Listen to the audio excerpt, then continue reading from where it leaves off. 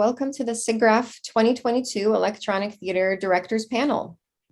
Today we'll be having a discussion with the creators of all three of the award-winning electronic theater short films. That's the Best Student Project, the Jury's Choice, and the Best in Show.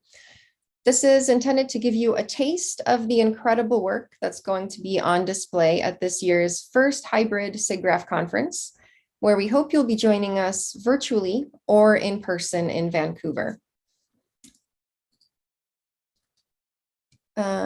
Our first panelist that I would like to introduce you to is Nayla Nassar, who is here to talk about the Best Student Project titled Yallah. Yallah takes place in war-torn Beirut in 1982, where we follow the story of a man who, as he prepares to flee his hometown, crosses paths with a reckless teenager who is determined to go to the swimming pool. Let's watch the trailer.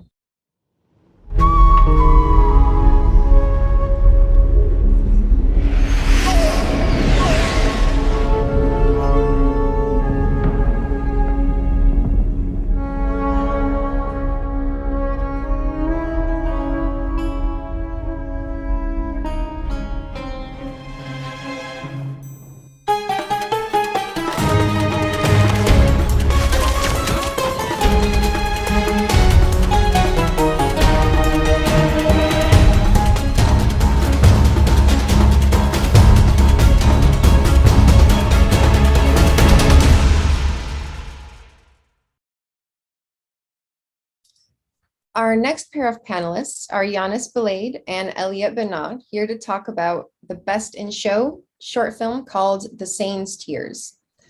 This film takes place in Paris in 1961, and it follows the journey of Algerian workers who peacefully protest against the mandatory curfew imposed by the police. Here's a sneak peek.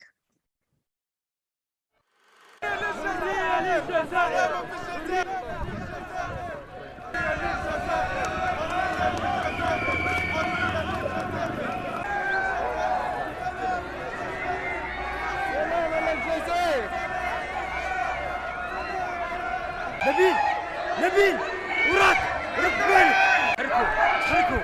تحركوا نبيل تحرك خليوني نفوت تحرك نبيل خليوني نفوت تحرك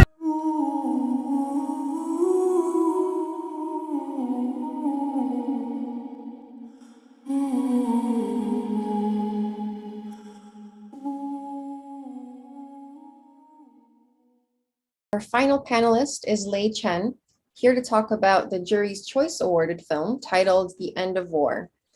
We are so honored that this film will be having its world premiere with us at SIGGRAPH. It's never before been seen and you're not going to want to miss it.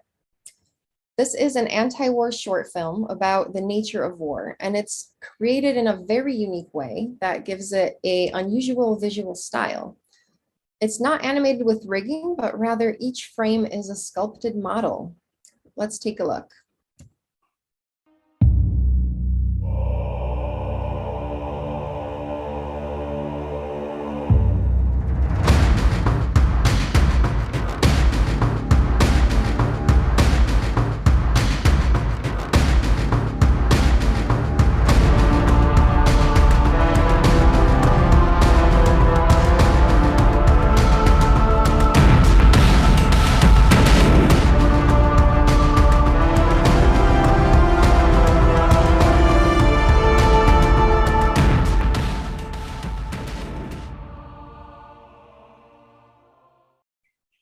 For those joining us in the audience live, if you have any questions for our panelists, please post them in the Q&A area, which is different from the chat area. The Q&A is where we will be pulling questions to ask the panelists in the last quarter hour of this session. You can also upvote questions from others to prioritize them in the queue. So with that introduction, let's get into our discussion. I can't help but notice that one of the things all three of your films have in common is that they are about war and conflict. So I'd like to hear from the creators of each film. What was the inspiration behind your idea? What inspired you to want to tell this story and to tell it now?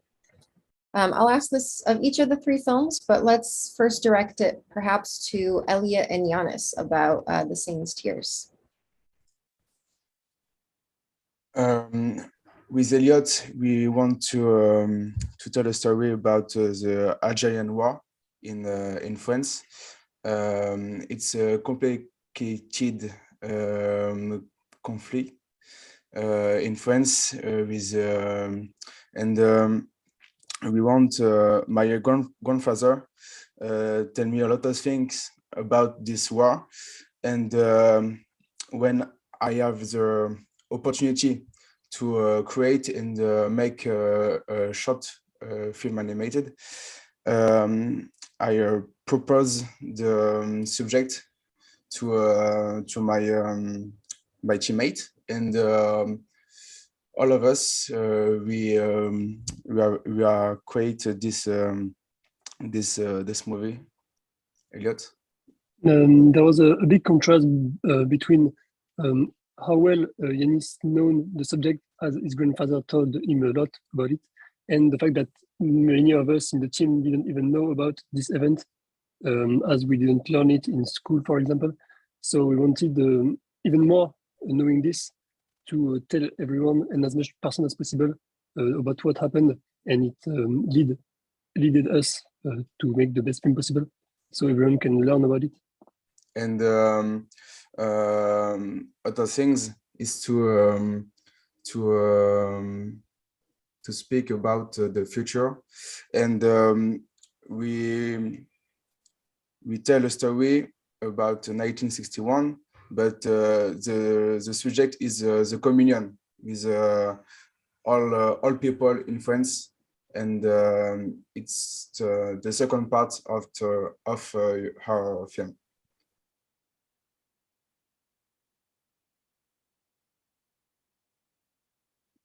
You are muted, Kalina.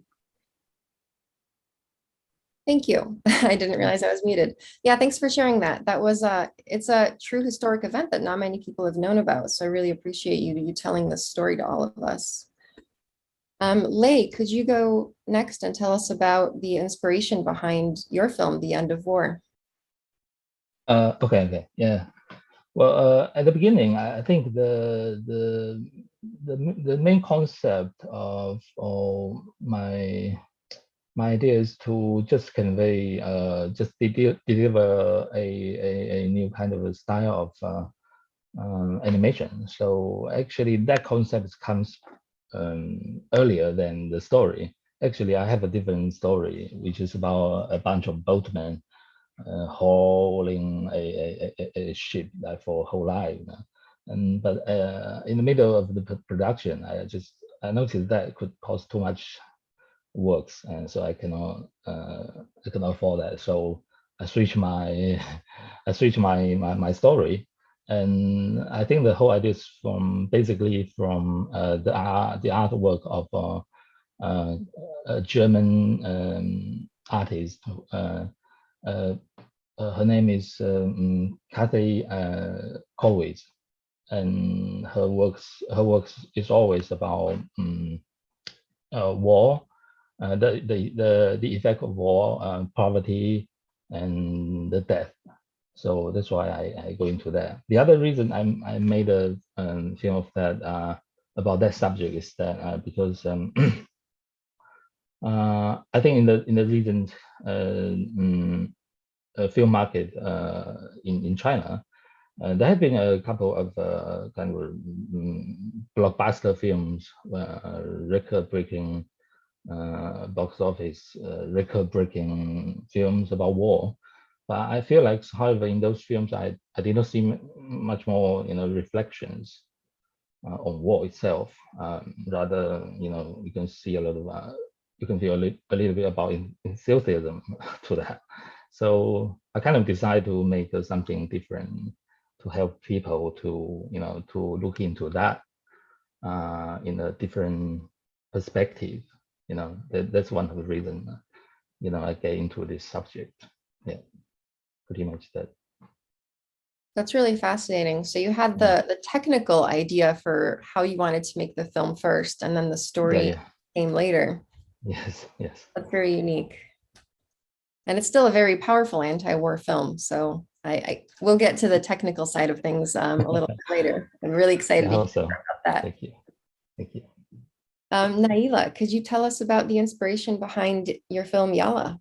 Actually, I don't think I wanted to talk about the conflict. I wanted to make a movie about Beirut and Lebanon because my father is from Lebanon and it's something I'm really close to. But I didn't really intended to talk about war or the conflicts, but it happens that since 1982, well, war has been the only thing that Beirut has known. So it is going to be there. But this story is actually a story that my dad told me when I was a kid, and it's actually his story. So the little kid going to the pool and not caring about the bombing and everything. And well, I'm not going to tell the end now, but it's a true story. And so that was the inspiration. That's fascinating. So this is your dad's story. So is your dad the teenager going to the pool or the man trying to save him? My dad is a teenager, but the other character is actually also based on a true person who was his uncle. But yeah, my dad is Agi, the little boy. That's so fascinating. Wow. Thank you for sharing that. Could you tell us a bit more, since we're already talking about Yallah, about what was the process of putting the pieces of the film together, especially with this like personal inspiration? Was there any way that like connected to how the film was made? Was your father involved in the making? Is he still around? Yeah, he is.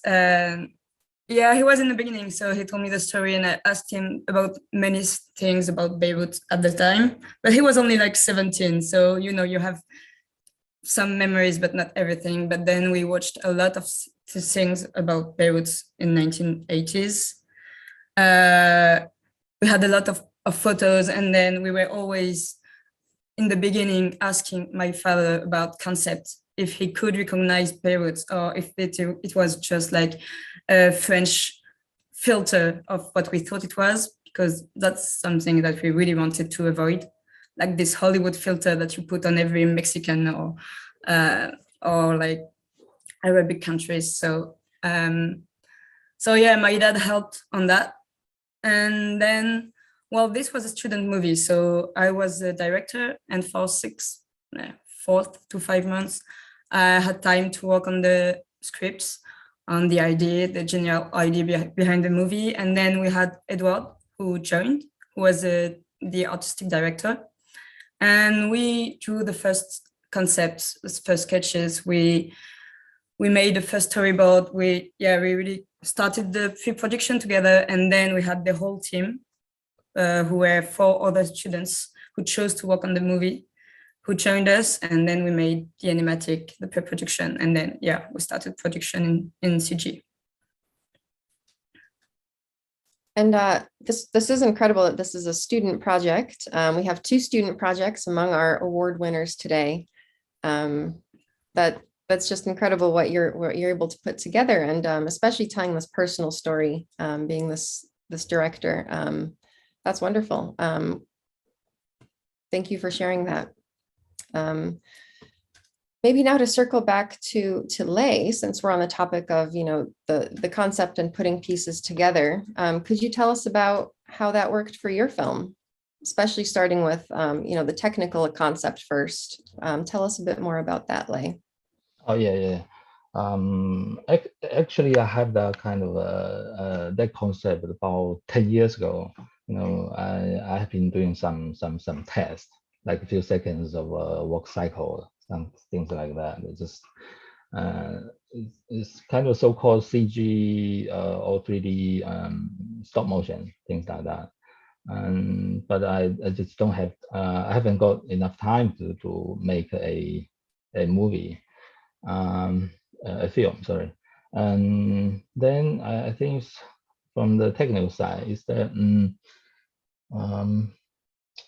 I think it's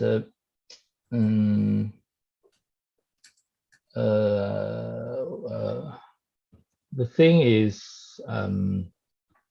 the process is about, to be honest, at the beginning, I haven't figured out how to make that, make a animation without traditional rig, but with frame by frame models. And although I have been doing some tests, but it wasn't perfect. So the process, like I spent some time doing the technical research and do a lot of tests and figure out some kind of pipeline. And at the same time, I developed the story and try to combine them together. Sometimes it's like back and forth quite often. And I think the hard part is it's all about when you're try to creating something really original and very special. I think the problem is it's always you don't know what's going to happen next. So it's like you're walking in a minefield. You don't know what's going to step on. So, and when that happens, it's all about problem solving.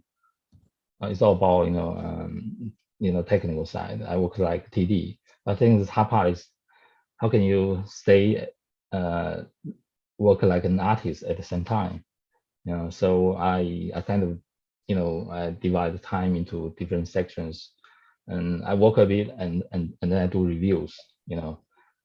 For like I work on 3D for a while, and then I do a lot of the sketches and try to look into this short film in a more artistic way and more like storytelling way. Yeah. So was lucky. I think it was in the middle of the production. I finally get all of this technical problem sorted. So I think at the beginning it's just really hard, but because it was really just me. So this is like a kind of a personal short film. Although I got some people, I got some friends who helped me for free for a while. I spent like I think I spent about a year to accomplish everything. If I add up all this testing stuff, I think it's gonna make up to 1.5 years. So it's actually quite fast. I did everything. I'm quite proud of that. And I worked really hard, 15 hours a day. Things like that. Yeah, it's crazy. Yeah. But yeah. Yeah. Oh, well, you said it was easy, followed by it took you 15 hours a day, which doesn't sound that easy. And also, the mention of the concept, it was developed 10 years ago. So I think might be underselling yourself a little bit.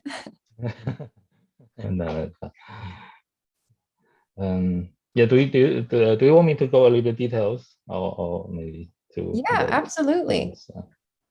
Yeah, because I saw a question about, I think it's about why I don't use a traditional rig.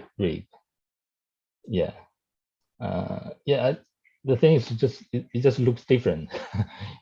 Using a traditional rig, it's pretty hard to get that kind of looking. Because all this my idea is to use all this sculpture or statue looks to tell a story, and which is quite important to the nature of this or the theme to this short film. So I really want it to looks realistic and really look like a statue. But actually I saw some. I have a reference a lot of film which is done in sort of statue look 3D animation, but I don't feel that because you can see it's just a look rigged character, because in a lot of details you can see it's just rigged. It's not a realistic statue. And I studied the works of Rodin. Sorry, I don't know how to pronounce that. Rodin. And yeah, and Henry Moore, something like Henry Moore. If you, I think you guys must be quite familiar with. For example, Henry Moore's sculpture, you really cannot rig it because there's no way to rig something like that. You know, you will have to just create a proper, you know, sculpted model to make it look like that. Yeah. So I think that's why, you know, I choose to use a frame by frame model to make this short film. Yeah, but it proves to be quite rewarding, but at the same time really time consuming. You know, that's why it works so hard. Yeah. I think there were like more than 500 models I made. Yeah, less than 1,000, but definitely more than 500. Yeah. Well, the work certainly paid off. Paid off. Yeah. Yes. Yeah, I think so. Let's The move award. on to Eliott and Yanis. Could you tell us about the concept development behind your film? I think there's some interesting decisions made, like the style of it is kind of like with a handheld camera, and it's this like first person perspective in a way with like lots of like cuts, like as if someone was really filming it. Could you tell us a bit more about that and just kind of the concept and why you decided to do things the way that you did? Yes, first of all, I'm going to speak about the director and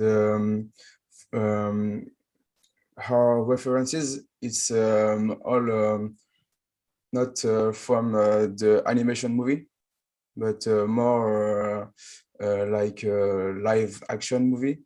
For the camera, the camera it's a character in her movie, and we have some references about this, like the end of watch. In this movie, the camera enter in interaction with all character, and for us it's very important to for her film to be in the manifestation Eliott.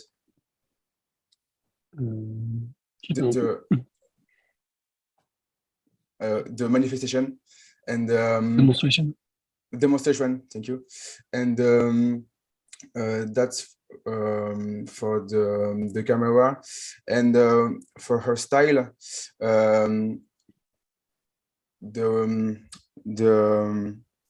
the story about the Algerian war, it's so hard, and we want to make a movie like a movie in stop motion, and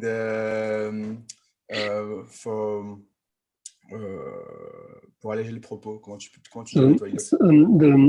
The subject was really hard to tell, as it is really important, and we wanted to use the stop motion aspect to make it easier to see for as many people, as many amount of person, like the children or the younger generation, which can see the film easily, as it looks like a film made for us, for them. And the point. Vas-y, je t'en prie.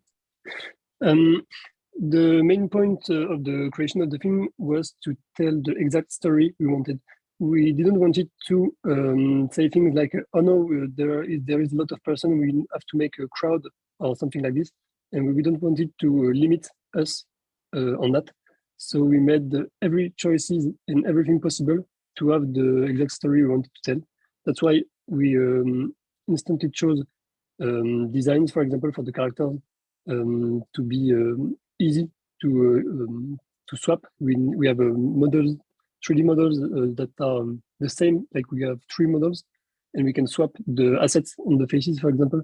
So we can have a big variety of characters with not that much of asset. And that's, for example, one of the things that we chose to do to have the crowd, which would have been very, very hard if we needed to model every character one by one. And it seems like that's not just like a technical shortcut that you took. There's actually a part in the film where two characters like take off their noses and Yes, so. as we had this interesting design of the characters, we wanted to use it as much as possible. And it follows the idea that we have in the second part of the film, the mixity and the community living together. And we wanted to show it in the movie that they are mixing they're mixing together, and it is one community and not the Algerians, the French, everybody is the same community. Yeah, that absolutely comes across. There's just excellent, the people are all very clearly, you know, close and working together and all in on this together. I think you conveyed that really well with the story and the animating. Let's see, the next set of questions, I want to ask you all about the process of working with your team and the production process, and especially in light of any challenges you might have faced, like with the pandemic. Were you doing work separately, remotely, and from home, or whether or not you were, could you tell us a bit about the process that went into the actual creation of the film with your team? Let's start with Nayla on that. Yeah, so we actually started the pre-production, like once we had the whole team, this was 1 week before the first lockdown. So it was quite of a bummer. So we started the production of the film at home, having meetings every week. And so it did affect the production. We wouldn't say it didn't, because it's always harder, even more so in the beginning of the productions, to be apart. And we had to figure out everything because this was the first lockdown. So we split the tasks between us, and we were always sharing stuff in the team and having meetings. And then we went back together after 3 months. So we had the animatic done, and then I have to say we did it all back once we were together. So we started it all again, but as a real team with computers aside and everything. And so for this, we had a person who was in charge of layout. One other person was in charge of animation, and we really divided the tasks and we're all working together. So that was way easier. And I don't think the movie would have been the same if we had been under lockdown for the whole production. So once we were all working together, we really had one task per person. And for example, our director, who was also in charge of the texturing, only did that. Like he did the textures for the whole movie, but this was his task. And he also painted above every shot on the movie at the very end. But he was always painting on Photoshop. Like this was the Photoshop master.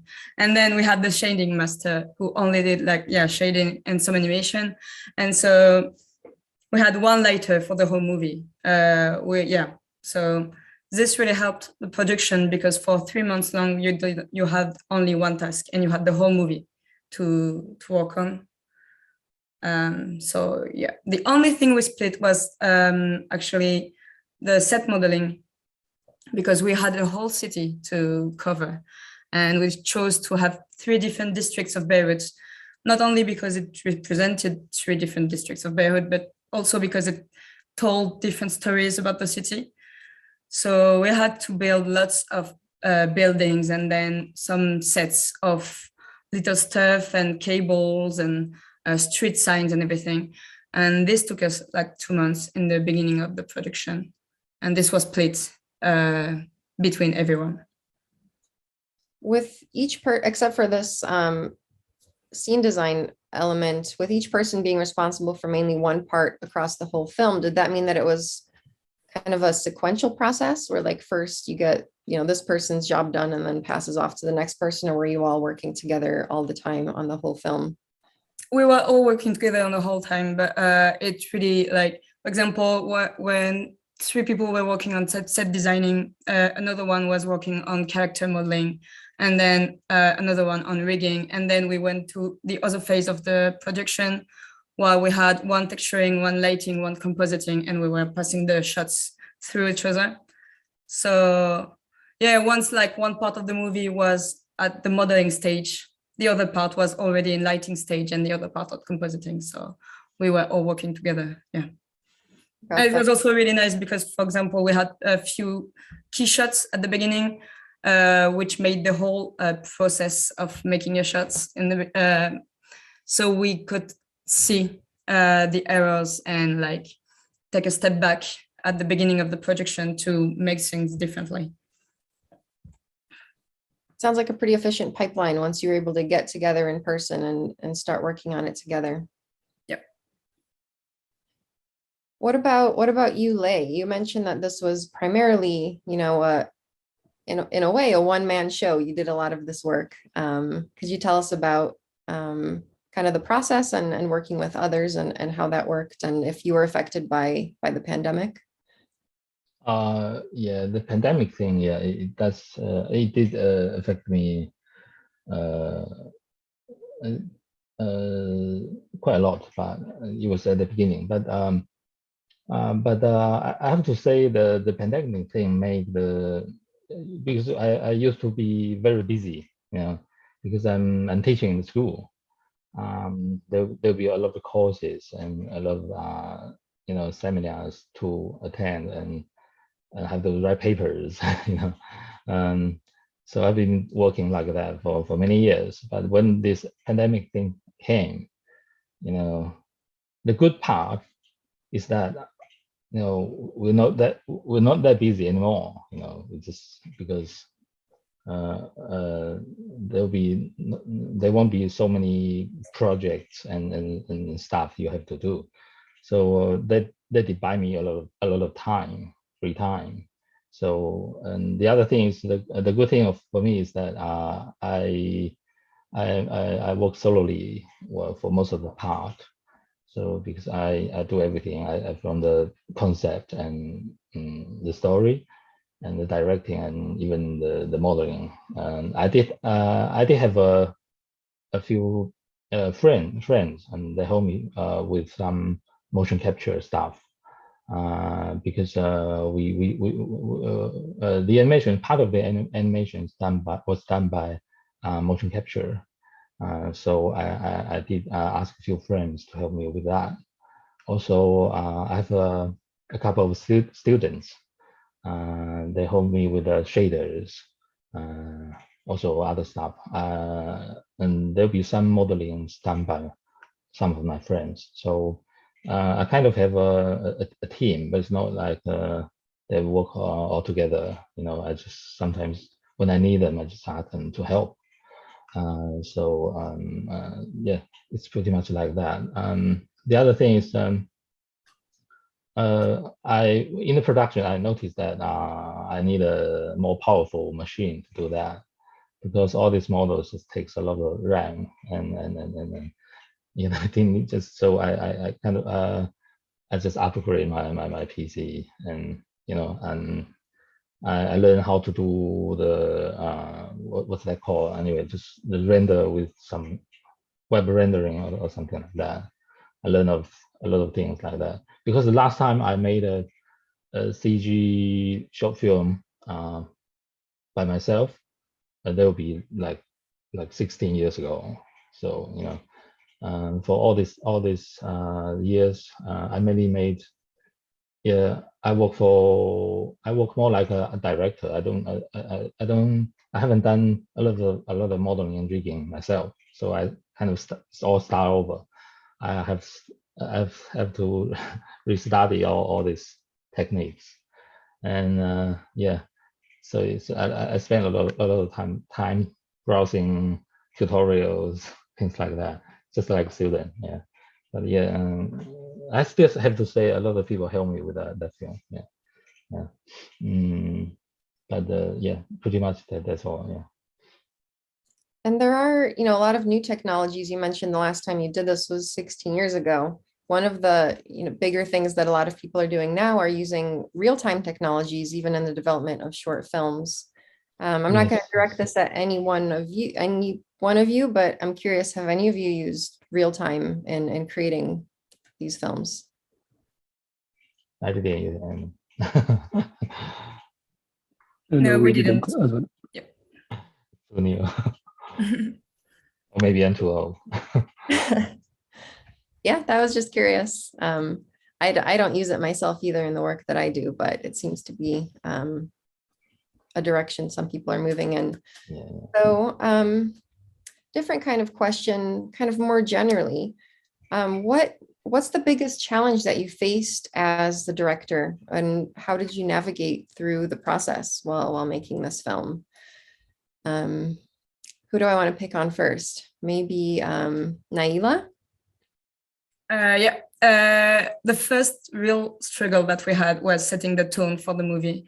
And this was a real one because we wanted to have like a light-hearted movie, but it's about war. So it's quite hard to tell as a story. So we went through so many phases and we tried everything. So yeah, we had time and it took us time. And maybe the movie would have been a bit more polished if we didn't take this time, but we really wanted to be sure of how we were going to represent this war story and have a light-hearted feeling to it. So we went through, for example, a cartoon phase where our characters were so toonish, like there were round faces and big eyes, and because we wanted to have this separation between the characters and the set. We also had a more realistic phase, and we tried it out, and I think we made a good choice in the end. So that was our first struggle, and then the next big one was to have this 2D look. I don't think it's a 2D look, like we didn't want our movie to look 2D, but we wanted our sets to be really detailed and have this kind of textures which are painted. And the issue I think every movie and director is facing with this kind of art direction is that you can see the 3D lighting on the characters and you cannot see it on the sets and on the buildings. So we wanted to break this difference in lighting between characters and backgrounds. So for this, we didn't cheat the lighting that much, like all the lighting is made in 3D.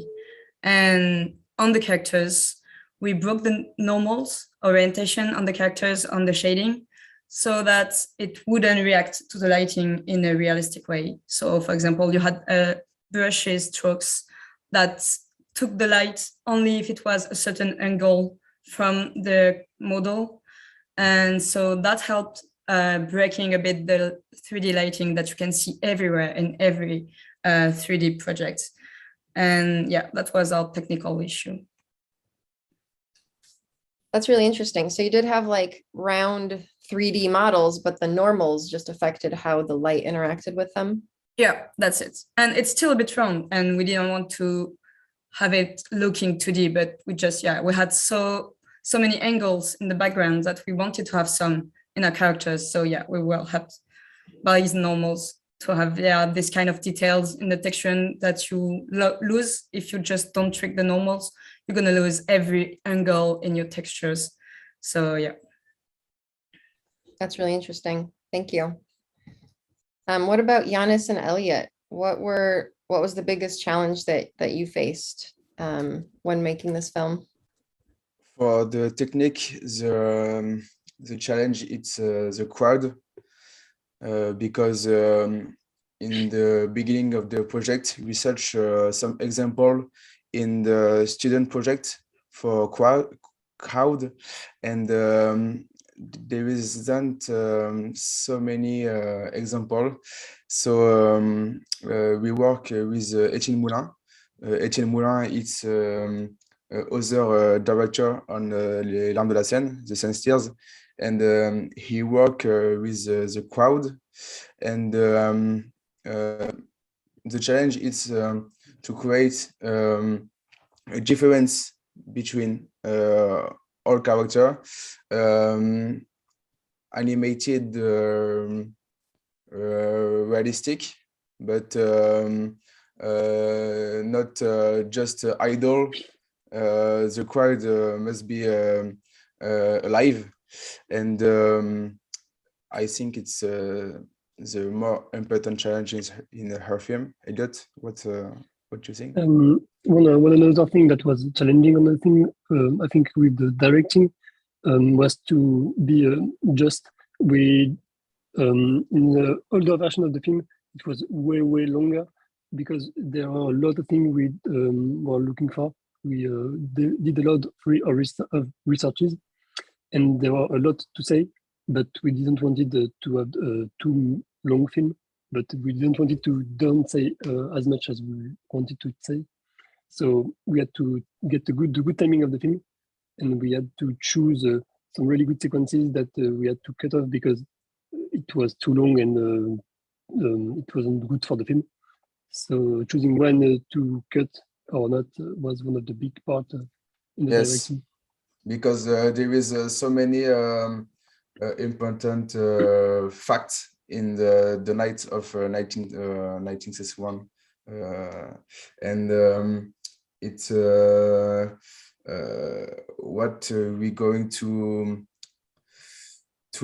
show in her film. What's the most important, and we, like Eliott said, we don't want to make a movie longer for make a movie longer, and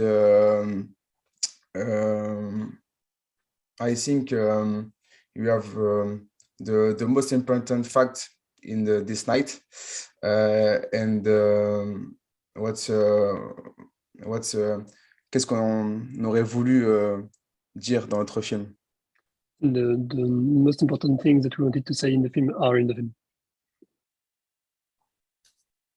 Yeah, and I could see that being a huge problem because obviously this is a very long story that, you know, if you were to tell the details, there's so much to it, but your use of cuts leaves, you know, it jumps like a lot into the future between some of the sections, and it leaves a lot to the audience to kind of try to fill in those blanks, or encourages the audience to look into the history themselves and learn some more of those details. So that was really artfully done. And I could see that must have been a huge challenge to figure out what parts of the story to tell, because there's obviously a lot more to the story. Exactly. What we used the constraint in the film, like always having the camera like someone is filming, and this constraint made us make choice, and it was benefit for the film. So we could use, as you said, the cut as if someone took the images and made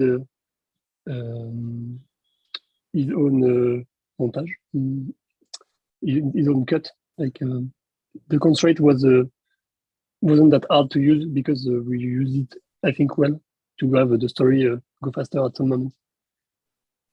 And we alors Eliott, sorry, I'm going to speak in French, and Eliott going to translate. Sorry for my English.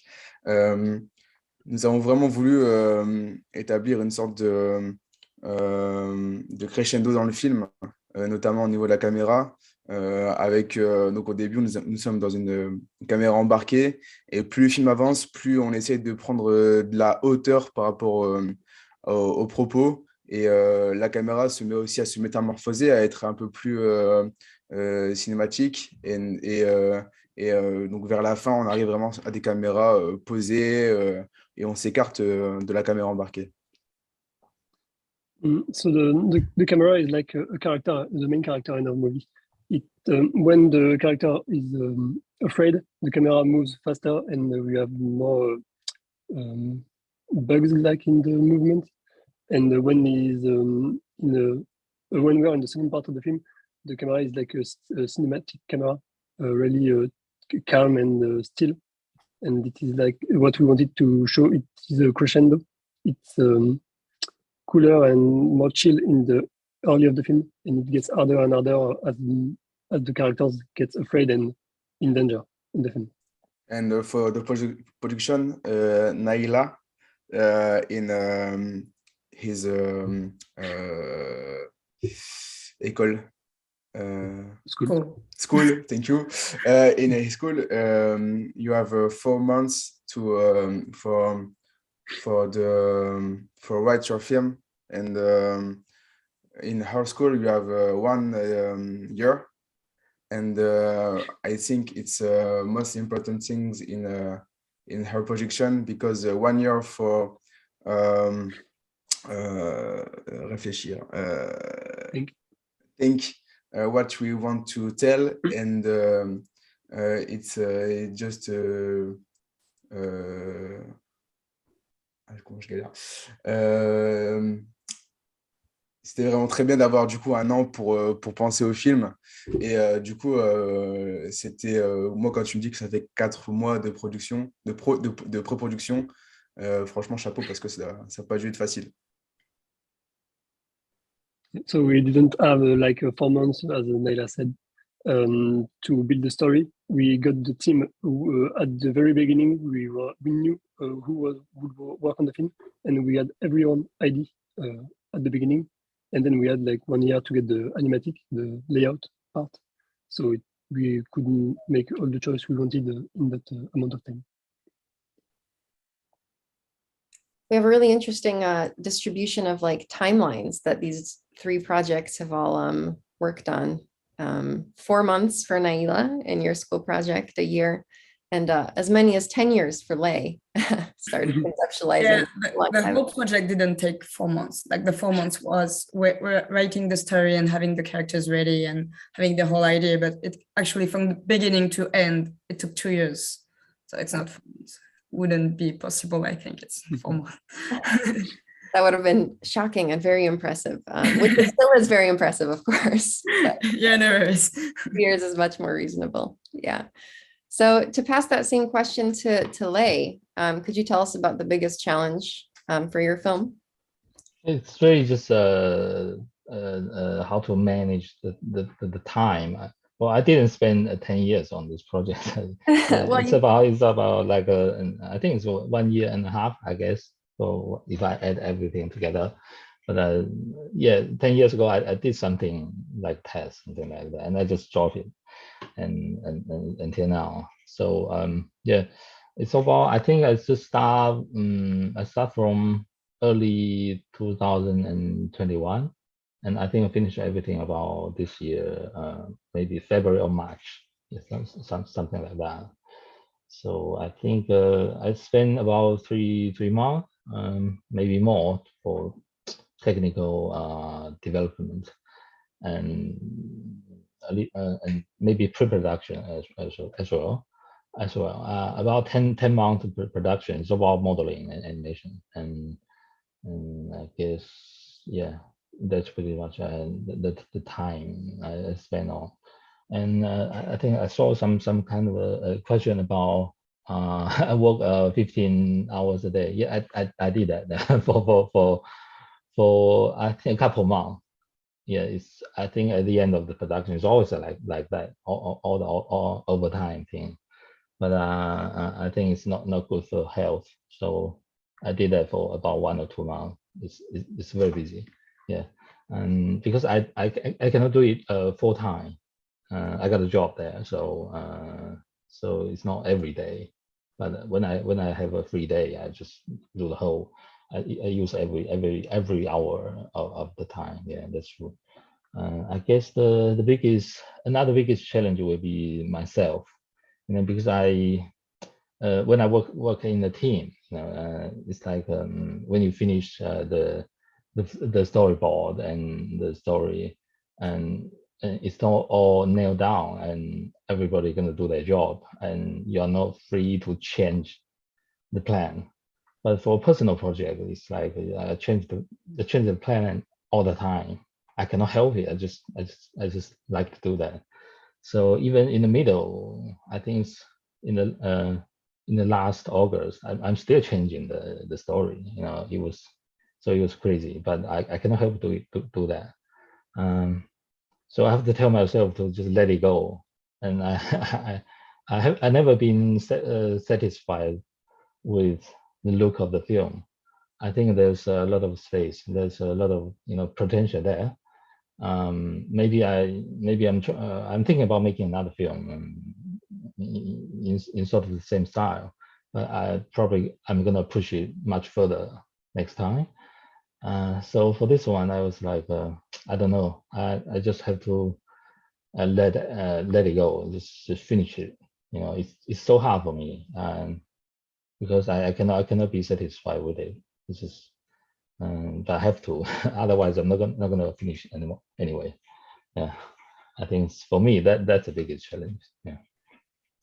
Yeah, it is hard to kind of know when to be done. There's always like, one more Yeah. little thing that anyone always wants to be doing. Yeah, but for commercial projects, because there's also a deadline there.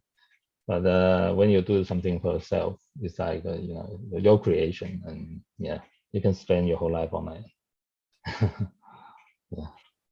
Well, I look forward to the second one that you're thinking about already. Yeah, if I have time. So that concludes the predetermined questions that I've had for our panelists. For those in the audience, please submit your questions in the Q&A. We're going to start going through those now. I see there's one that has been upvoted, so I'll start with that. Did you have to use or learn any virtual production techniques when working with teams virtually? So going back to the question that I had originally about the, working through the pandemic, is there anything, maybe I'll direct that first to Eliott and Yanis, because I think I might have skipped over you with that question originally. So would you like to talk about that? Yes. Yes, I think as anyone that had to work during this pandemic, we went through a lot of difficulties. We started the project before the pandemic, and we had I think like 5 months, 2 months. Okay, I think it would be three. Longer, something around it. When we just started the project, we had the subject, we had the team. We started to brainstorm about it, and then the pandemic happened, and we had to go back to our own. So we had to organize everything. We never have done, of course, this before. So we didn't have a specific virtual tools that we had to learn, but we had to learn how to manage the team and keep going at the same rhythm on the work. So we would not have been late on the production. But yeah, it was really hard, and as I think other panelists said, when we could have the chance to come back to school, which was like a year later, we spent like a whole year working from home, and then when we came back to school and we could work side by side, it was the best moment, because we were so fast rather than at home, and everything were easy. It seemed easy, like you could easily talk about anything, any subject, rather than just okay, come with me on the vocal, I'm showing you my screen, and you like showing with your mouse over. It's really, really hard. And when we were able to work together at school, it was really a better way of working. I think it's like work in remote.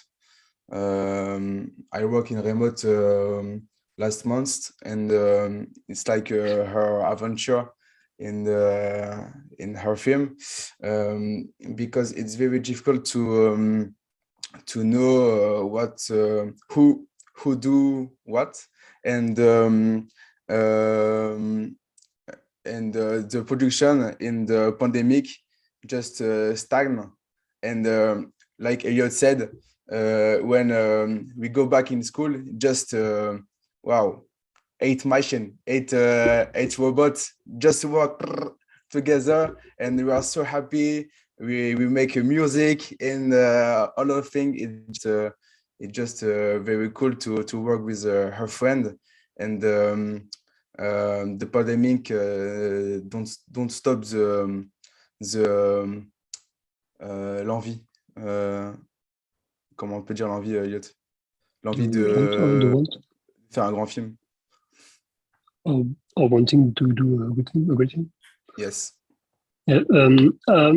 Unlike in the big productions where everything is set you can easily work from home as you just have to do your task, and there are a lot of people that will check and will make everything happen. But here it's a student project, so the mood we had is really important because it helped us a lot to go through the difficulties. So being together was really, really important. That makes sense. Yeah, great. Thank you. I think we have time for one more audience question, and there's one that has 2 upvotes, so I'll read this to you all. Each of you explored a different, unique look in addition to the heartfelt stories being told. Were there inspirations that encouraged you to do that? Were you influenced by recent acceptance of different styles in commercial work, for example, Spider-Verse, Arcane, etc.? Would anybody like to volunteer to tackle that question? Yeah, I would, because this was actually a real thing for us. We didn't want to do Spider-Verse because we felt like everybody was going to do Spider-Verse. But this is like the style that you can see in Yallah is really the style of my art director. So he was chosen for this movie because it was matching perfectly. But his main inspiration is more Japanese inspiration. Like, for example, Taiyo Matsumoto was our first inspiration, but it's always 2D. And the challenge was to have a 3D movie with this kind of art direction. And of course, if you're facing this kind of challenges, you're going to have a result that resembles Spider-Verse or Arcane, for example, because this is the same challenge. But Arcane wasn't out, and we didn't have like even early concepts when we made the movie. And then, yeah, it was a huge thing to see it afterwards. Like, there are so many answers in Arcane to our issues, and they're making some making of videos and some like explaining of the techniques. And it's really funny to see that we've tackled the same techniques and the same issues. And I think that's something that many directors want to do now, to have like more of a 2D style in 3D, or to use the 3D in a different way so that you're not seeing the round shapes so much. And using, for example, camera mapping, where you just have 2D in the back of a 3D background. And so, yeah, I think we're all, not all, but many people are aiming towards that art direction. But it wasn't actually a reference for us. Thanks for sharing. Would anyone else like to answer that question? Yeah, sure. I think, of course, we got inspired by all these productions, but I don't think, mostly for the student project, the point isn't to get something that is done and try to copy it or look like it. We wanted to make something special, to make a difference with other movies. I think that's one thing that is important for a student project. So, of course, we got the references from the stop motion movies, because we wanted to make it look like it is in stop motion, even if it's not. But we wanted to have our own particular things, like the camera that looks like a live movie, even in the 3D. So we wanted to have differences and to have something different from other things that exist. So I think we tried to do this.